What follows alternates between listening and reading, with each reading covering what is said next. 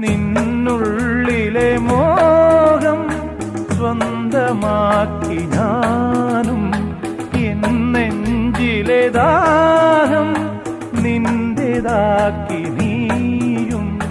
പൂച്ചങ്ങലയ്ക്കുള്ളിൽ രണ്ട് മൗനങ്ങളെ താമരത്താളിൽ പനി നീർത്തുള്ളികളാ.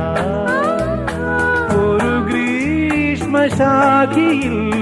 വിടരും വസന്തമായി പൂത്തുലഞ്ഞ പുളകം നമ്മൾ. പൂങ്കാറ്റിനോടും